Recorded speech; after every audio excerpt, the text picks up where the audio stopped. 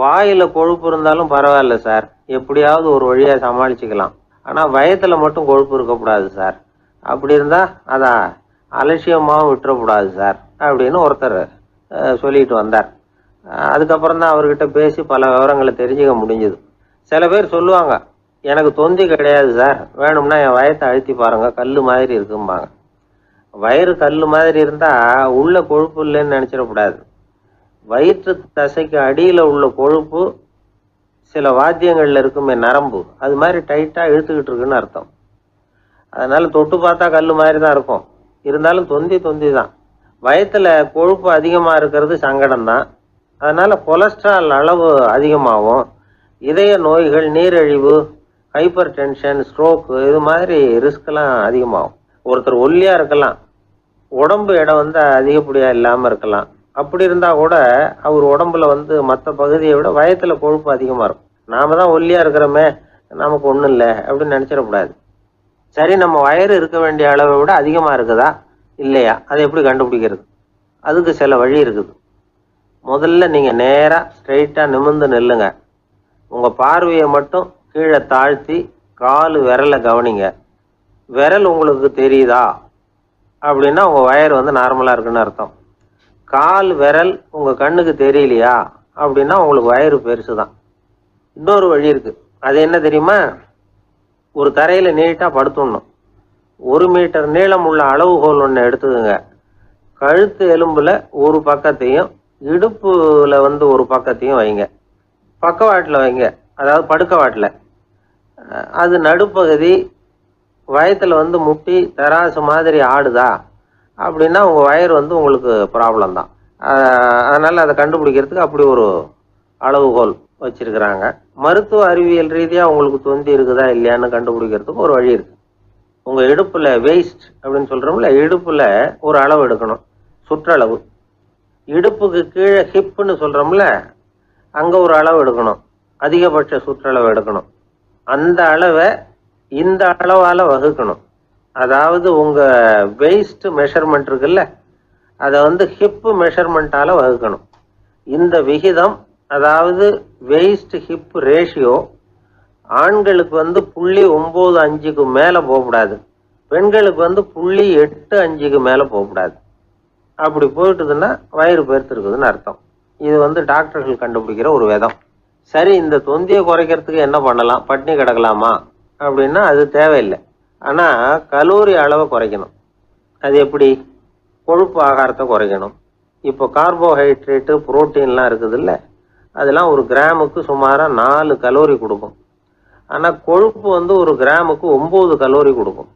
அதனால ஒரே அளவுள்ள ஆகாரங்கள்ல கூட கலோரி வித்தியாசம் இருக்குது. கலோரி அளவு குறைச்சலா கொடுக்கக்கூடிய ஆகாரம் சாப்பிடணும். தொந்தியை குறைக்கிறதுக்கு கடுமையான உடற்பயிற்சி தேவையா அப்படின்னு கேட்டா அதுவும் தேவையில்லையா. ஆகாரத்துல கொழுப்பை குறைச்சாவே போதும், மற்ற ஆகாரம் செரிக்கிறதுக்கு லேசான உடற்பயிற்சியே போதும். வயத்தை குறைக்கிறேன்னு சொல்லி சில பேர் உட்காந்து எழுந்திருப்பாங்க, அதுவும் தேவையில்லையா. அப்படிலாம் பண்ணி உங்களை கஷ்டப்படுத்திக்க வேண்டியதில்லை. வயத்தை குறைக்கிறதுக்கு அதெல்லாம் உதவுறது இல்லை அப்படின்னு அது சம்பந்தமான நிபுணர்கள் சொல்றாங்க. இப்ப இது சம்பந்தமா 1984 ஒரு சோதனையே பண்ணி பார்த்துருக்குறாங்க. ஒரு நாளைக்கு 185 தடவை உட்காந்து எழுந்திருக்கிறது. இது மாதிரி 27 நாள் பயிற்சி பண்ணிவிட்டு பார்த்தாங்களாம். வயிற்று கொழுப்புல எந்த மாறுதலும் இல்லையா. அதனால உட்காந்து எழுந்திருக்கிற வேலையெல்லாம் தேவையில்லை. தொந்தியை குறைக்கிறதுக்கு முயற்சி பண்றவங்க தோற்றத்தை அழகாக்குறது ஒரு பக்கம் இருந்தா கூட ஆரோக்கியமான நீண்ட வாழ்வுக்கும் அவங்க அஸ்திவாரம் போடுறாங்கன்னு தான் அர்த்தம். ஒருத்தர் வந்தார், சார் எனக்கு தொந்தி இருக்கா இல்லையான்னு கண்டுபிடிக்கிறது கஷ்டமா இருக்குதுன்னார். சரி, நான் கண்டுபிடிக்கிறேன், இப்படி தரையில காலை நீட்டி ஸ்ட்ரைட்டா படுங்க அப்படின்னோம். சரின்னு படுத்துட்டார். இப்போ உங்க கண்ணை திருப்பி கால் கட்டை விரலை பாருங்க, கட்டை விரல் தெரியுதா அப்படின்னு கேட்டேன். தெரியுது சார்னார். நீங்க தெரியுதுன்னு சொல்றத நான் எப்படி நம்புறதுன்னு. அதோ தெரியுற அந்த கட்டை விரல் நுனியில ஒரு ஈ கூட உட்காந்துருக்குது பாருங்க சார் அப்படின்னார். அப்படின்னா நீங்க பாக்குறது கட்டை விரல் இல்லை சார், உங்க மூக்கு நுனி, அங்கதான் இப்ப ஈ உட்காந்துருக்குது அப்படின்னோம்.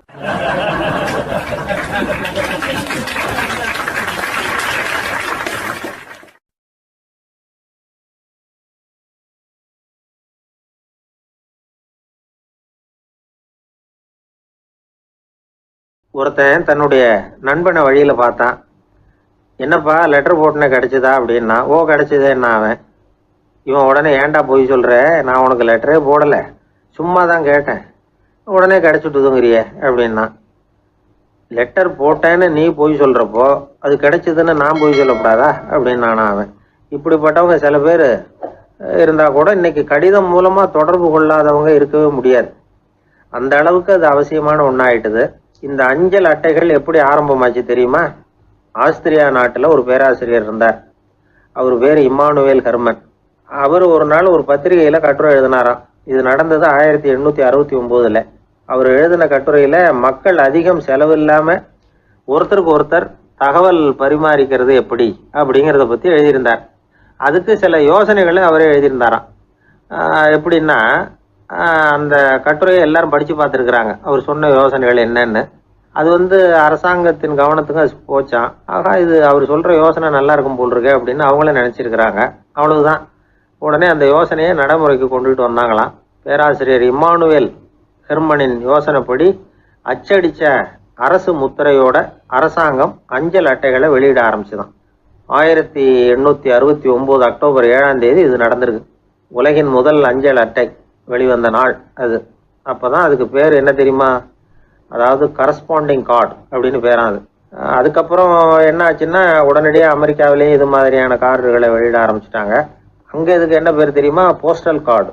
அதுக்கப்புறம் 1870 இங்கிலாந்துலேயும் இதை வெளியிட்டாங்களாம். அதை வெளியிட்ட முதல் நாள் அன்னைக்கு என்ன நடந்தது தெரியுமா? மக்கள்லாம் ஏதோ நியாய விலை கடையில் நிற்கிறது மாதிரி பெரிய பெரிய கியூ வரிசையில் நின்று இதை வாங்கினாங்களாம். நம்ம நாட்டில் முதல் அஞ்சலகம் 1927 கல்கத்தாவில் ஆரம்பமாயிருக்கு. இன்னைக்கும் அஞ்சலகம் இல்லாத இடமே இல்லை. அந்த அளவுக்கு அஞ்சல் போக்குவரத்து அதிகமாக இருக்குது. அன்னைக்கு உள்நாட்டில் ஒருத்தருக்கு ஒருத்தர் தகவல் பரிமாற்றம் செய்து கொள்ள மலிவான ஒரு அஞ்சல் அட்டையை அரசாங்கம் வெளியிடலாம் அப்படின்னு பேராசிரியர் எழுதின கட்டுரை இன்னைக்கு எந்த அளவுக்கு ஆகியிருக்கு பார்த்தீங்களா? ஒருத்தன் ஒரு தபால் பெட்டிக்கு பக்கத்தில் தலையை வச்சுக்கிட்டு அவன் பாட்டுக்கு நின்றுட்டு இருந்திருக்கான். அங்கேருந்து இன்னொருத்தன் கேட்டிருக்கான், என்ன ஆச்சுன்னு. கொஞ்ச நேரத்துக்கு முன்னாடி இந்த தபால் பெட்டியில் ஒரு கார்டு எழுதி போட்டேன், விவரமெல்லாம் நல்லா தான் எழுதியிருக்கிறேன், ஆனால் அட்ரஸ் எழுத மறந்துட்டேன் அப்படின்னு நானா. உடனே அவன், அதுக்காக கவலைப்படாத, நான் போட்ட கார்டில் அட்ரஸ் எல்லாம் பின்கோடு உள்பட கரெக்டாக எழுதியிருக்கேன், ஆனால் விவரம் எழுத மறந்துட்டேன் நானா. கவலைப்படாத, கொஞ்ச நேரத்தில் தபால்காரர் வருவார், பெட்டியை திறந்ததும் நம்ம லெட்டரை கேட்டு வாங்கிக்கலாம்னா ஒருத்தன். கொஞ்ச நேரத்துக்கு முன்னாடி அவர் வந்தார், கேட்டேன், அதுக்கப்புறம் தான் மனசுக்கு ரொம்ப கஷ்டமாக போச்சு நானா. இவன் ஏண்டான்னு கேட்டிருக்கான். அவன், இது தபால் புட்டு இல்லையா?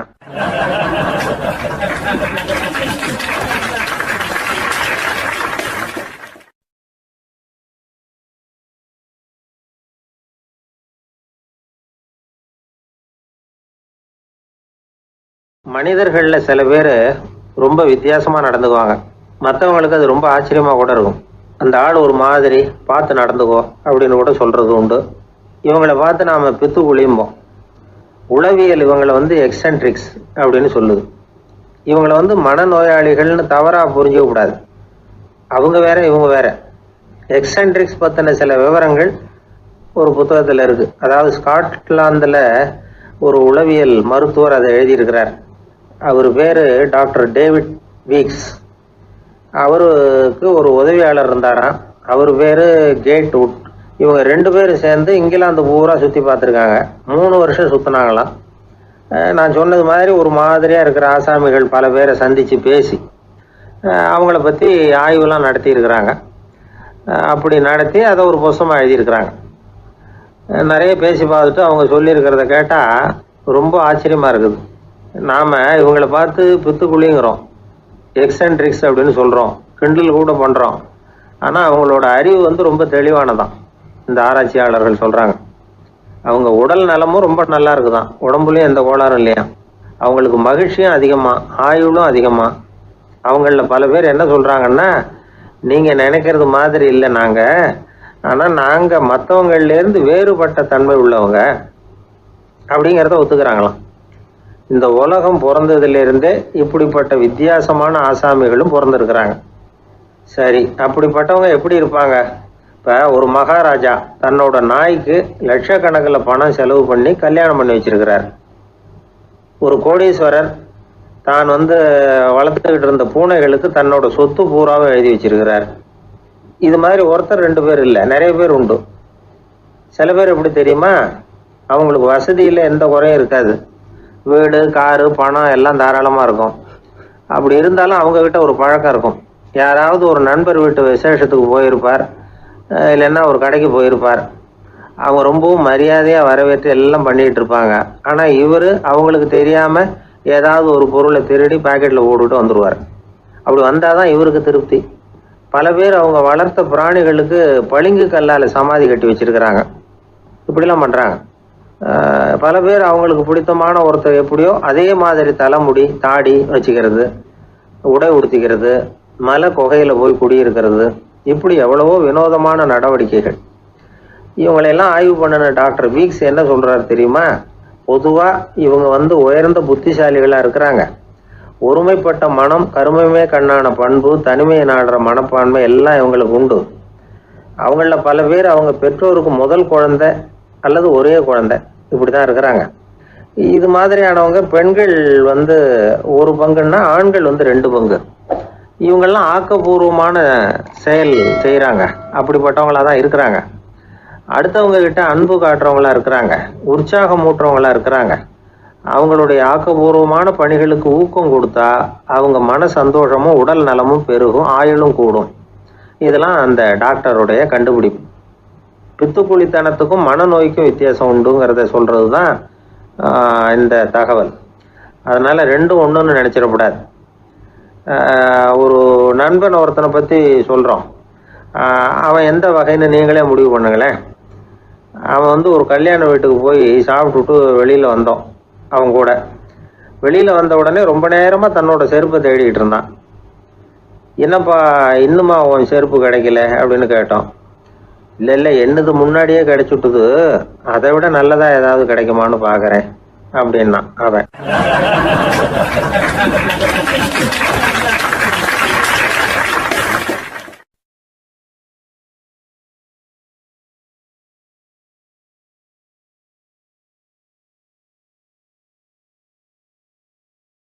ஒரு தடவை கலைவாணர் NS கிருஷ்ணன் பேராசிரியர் கல்கியை சந்திச்சு பேசிக்கிட்டு இருந்தாராம். கலைவாணர் கல்கியை பார்த்து, எனக்கு கதை எழுத ஆசையா இருக்கு, எப்படி எழுதுறதுன்னு கேட்டாராம்.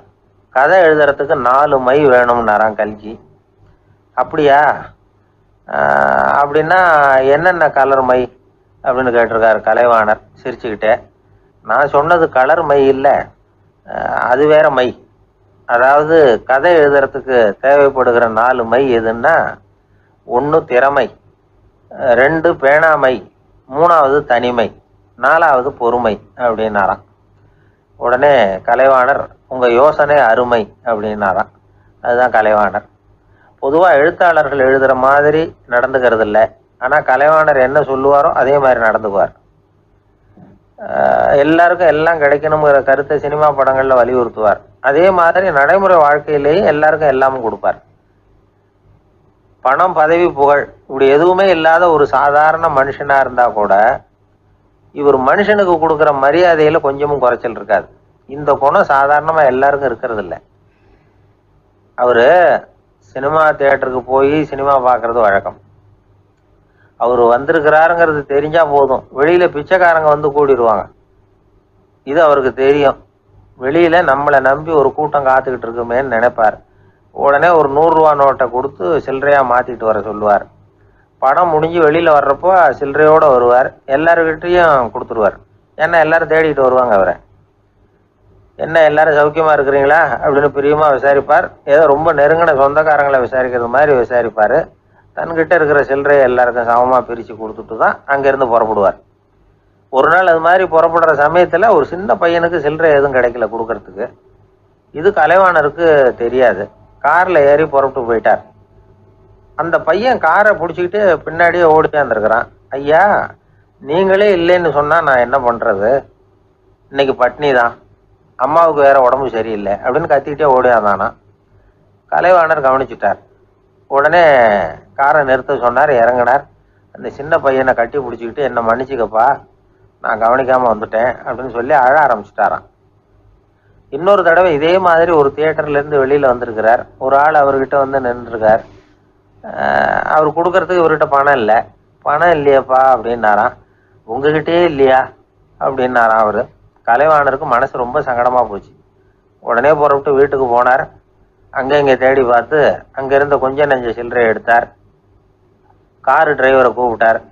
தியேட்டர் வாசல்ல நின்றுகிட்டு இருந்த ஆசாமியோட அங்க அடையாளங்களை சொன்னார்.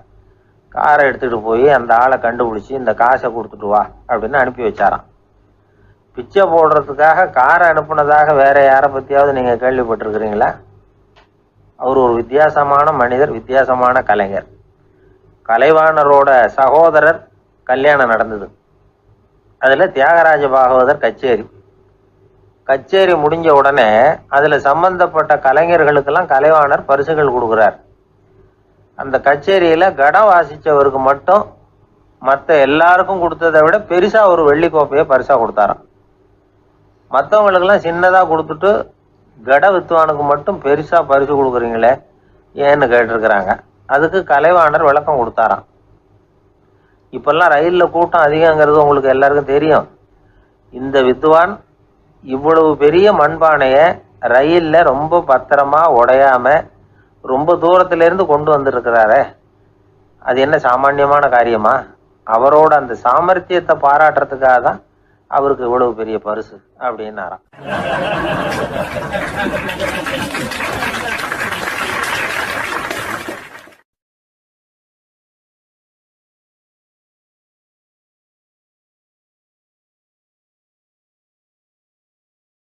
ஒரு அரசன், அவனுக்கு வயசாயிட்டுது. அதனாலேயே இந்த கவலை பயம் எல்லாமும் அதிகமாயிட்டுது. மரண பயம், ராத்திரியில் சரியாக தூங்க முடியல, இப்படி ஆயிட்டுது நிலைமை. அந்த அரசன் ஏற்கனவே எப்படின்னா போர்க்களங்களில் எத்தனையோ பேரை ஓட ஓட விரட்டி இருக்கிறான். இருந்தாலும் இப்போ அந்த துணிச்சல்லாம் எங்கேயோ போயிட்டுது. பேசாமல் படுத்துருக்கிறான். அப்படியே படுத்தாலும் தான் தூக்கம் வர மாட்டேங்குது. என்ன பண்ணலாம்னு யோசித்தான் இந்த மன்னன். உடனே எல்லா அமைச்சர்களையும் கூப்பிட்டான். எனக்கு நிம்மதி இல்லை, எதை நினைச்சாலும் பயமா இருக்கு, எனக்கு ஒரு ஆலோசனை சொல்லுங்க அப்படின்னா. என்ன ஆலோசனை வேணும் அப்படின்னு சொல்லி கேட்டாங்க. எனக்கு ஒரு நெருக்கடியான சந்தர்ப்பம் ஏற்பட்டு போச்சுன்னு வச்சுக்கோங்க. அந்த நேரத்தில் நீங்கள் யாருமே என் பக்கத்தில் இல்லை ஆலோசனை சொல்கிறதுக்கு அப்படின்னா, அந்த சமயத்தில் எனக்கு உபயோகப்படுற மாதிரி ஒரு வாசகம், பொன்மொழி ஏதாவது சொல்லுங்கள். அதை நான் என்னுடைய வைர மோதிரத்துக்கு அடியில் பதிச்சு வச்சுக்கிறேன் அப்படின்னார். தேவைப்படுறப்போ உதவும் அப்படிங்கிறதுனால. அவர் போட்டிருந்த மோதிரமும் அதுக்கு தகுந்த மாதிரியே திறந்து மூடுறது மாதிரி அமைஞ்சிருந்தது. ஏதாவது வாசகம் எழுதுனா உள்ற வச்சுக்கலாம், அதுக்கான வசதி அதில் இருந்தது. அமைச்சர்கள்லாம் யோசனை பண்ணாங்க. இது மாதிரி ராஜா கேட்குறாரு, என்ன வாசகம், அதாவது பொன்மொழி சொல்லலாம் அப்படின்னு எல்லாரும் யோசனை பண்ணாங்க. ஒருத்தருக்குமே சரியாக தோணலை, ஒரே குழப்பமாக இருந்தது. ஏன்னா நெருக்கடியான சமயத்தில் உபயோகப்படுறது மாதிரி ஒரு பொன்மொழி வேணும்னு சொல்லியிருக்கிறார். அப்படி இப்படி யோசித்து பார்த்தா ஒன்றுமே தோணலை. எல்லாரும் குழம்பிக்கிட்டு இருந்த நேரத்தில் ஒரு பெரியவர் அந்த பக்கமாக வந்தார். அவர் சொன்னார், நான் வேணும்னா அதுக்கு பொருத்தமாக ஒரு வாக்கியம் சொல்கிறேன், ஆனால் ஒரு நிபந்தனை. அதை யாரும் ரொம்ப ஆர்வம் காரணமாக அவசரப்பட்டு படிச்சிடக்கூடாது. அதை ரகசியமாக அந்த மோதிரத்துக்குள்ளே எழுதி வச்சுக்கணும். எப்போவாவது இக்கட்டில் மாட்டிக்கிற சமயத்தில் மட்டும் வேறு வழியே இல்லை அப்படிங்கிற நிலைமையில் மட்டும்தான் அதை திறந்து பார்க்கணும். அப்படி நீங்கள் இருக்கிறதா இருந்தால் நான் அதை சொல்கிறேன் அப்படின்னார் அந்த பெரியவர்.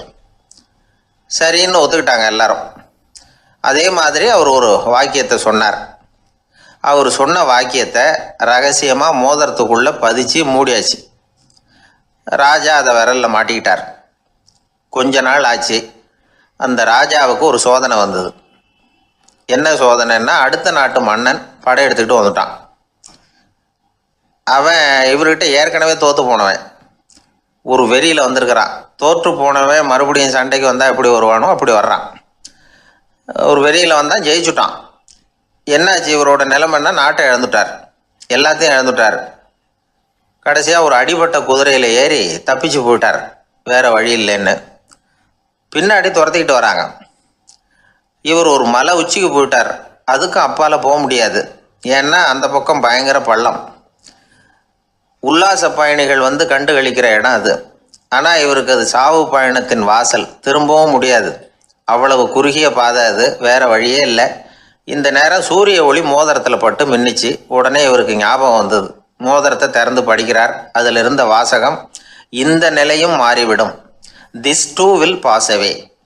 அவருக்கு ஒரு தைரியம் வந்தது. பின்னாடி வந்தவங்களும் திசை மாறி வேற எங்கேயோ தேடி போயிட்டாங்க.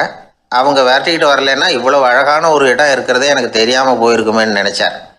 இவ்வளவு அழகை ரசிக்கிறதுக்காக ஒரு நாட்டையே கூட இழக்கலாம்னு தோணுச்சு அவருக்கு. அமைதியாக அந்த அழகை ரசித்தார். எதிரிகள்லாம் எங்கேயோ போயிட்டாங்க. மன்னர் நாடு திரும்பினார். மறுபடியும் படைகளை திரட்டினார். கொஞ்ச நாளில் படை எடுத்துக்கிட்டு போனார். யாருக்கிட்ட தோற்று போனாரோ அவரையே வெற்றி கண்டு திரும்பி வர்றார். வரவேற்பு விழா பிரமாவப்படுது. ஆடல் பாடல் கோலாகலம். இதை பார்த்ததும் அந்த ராஜாவுக்கு தலைகால புரியல. நம்மளை இனிமேல் யாராலையும் ஜெயிக்க முடியாதுன்னு நினைச்சார். அகம்பாவம் லேசாக எட்டி பார்த்தது. இப்போ மறுபடியும் சூரிய ஒளிப்பட்டு மோதிரம் மின்னிச்சு. அதை திறந்து மறுபடியும் படிக்கிறார். இந்த நிலைமையும் மாறிவிடும், this too will pass away. அவ்வளவுதான். அவர் மனசு அடங்க ஆரம்பிச்சுட்டுது, ஆணவம் போயிட்டுது.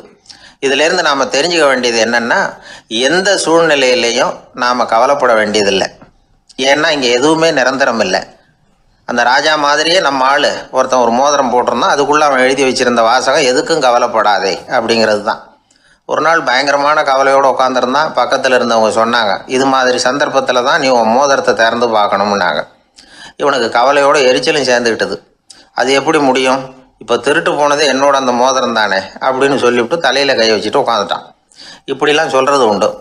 இருந்தாலும் நாம் எந்த சூழ்நிலையிலையும் கவலைப்பட வேண்டியதில்லை அப்படிங்கிற உண்மையை புரிஞ்சுக்கணும். அப்படி கவலையை வெல்றதுக்கான வழி தெரிஞ்சுட்டதுன்னா வாழ்க்கையில் வெற்றி நிச்சயம்.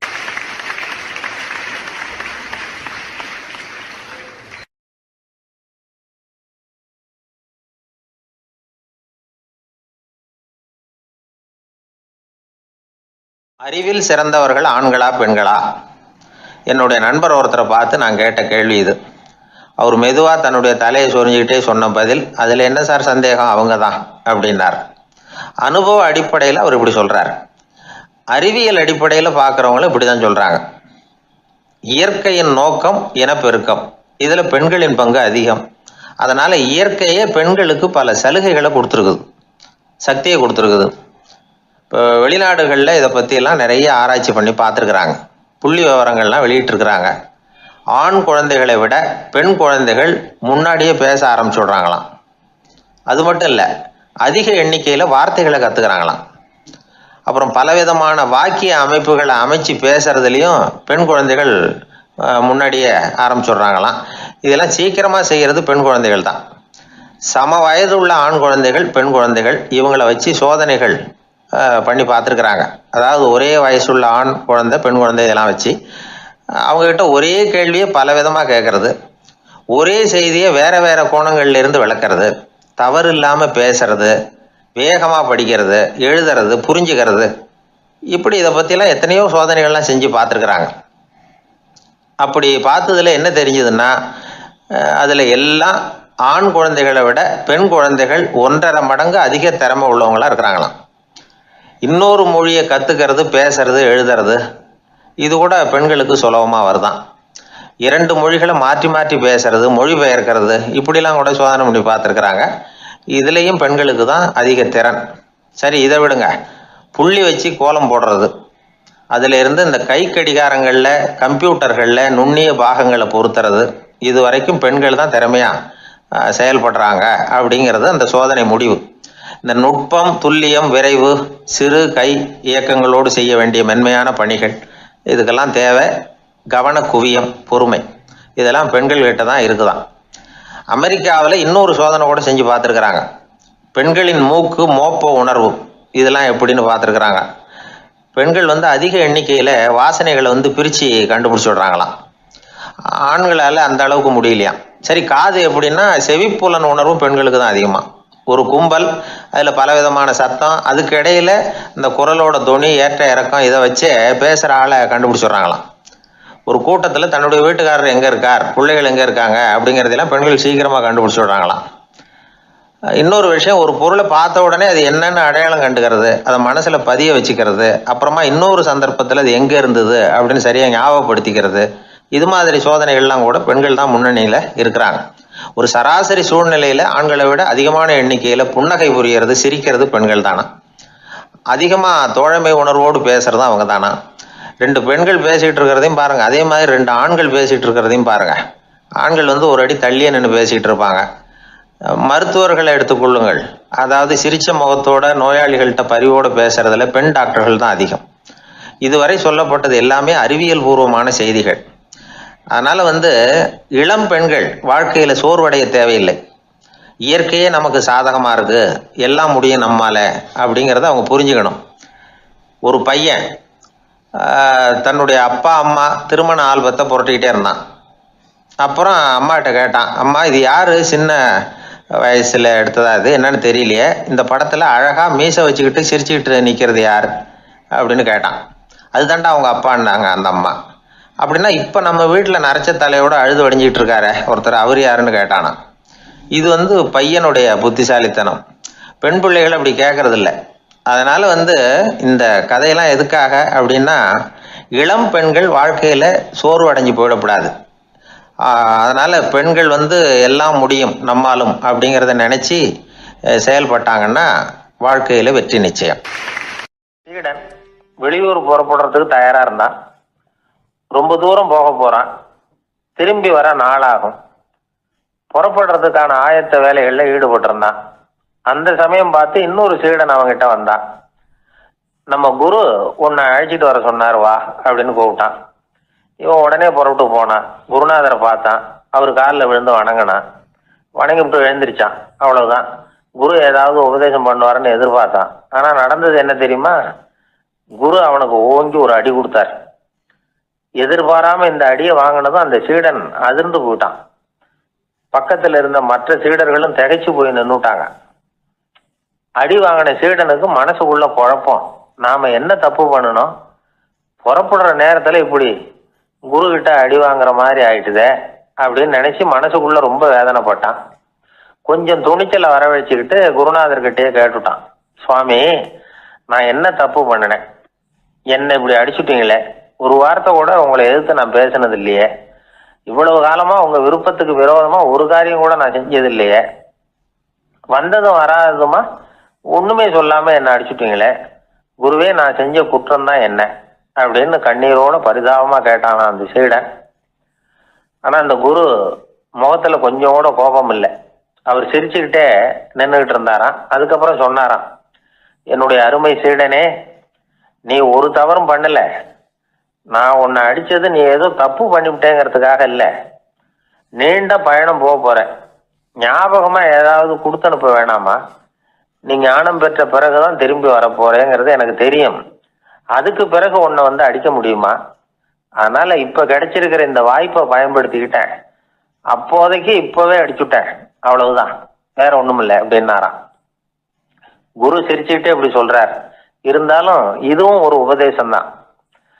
அதிர்ச்சிகளால விழிப்படைய வைக்கிறதும் ஒரு வழிதான். இது ஜென் வழி. பெரும்பாலும் அதிர்ச்சியின் மூலமாகவே ஞான தரிசனத்தை அருள்கிறவர்கள் தான் ஜென் குருமார்கள்.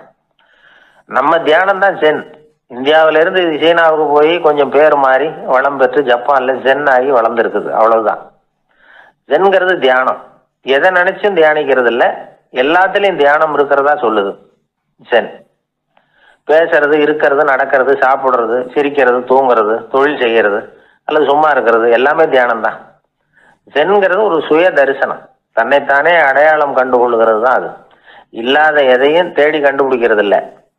சென் மார்க்கத்தை பத்தி ஓஷோ என்ன சொல்றாரு தெரியுமா?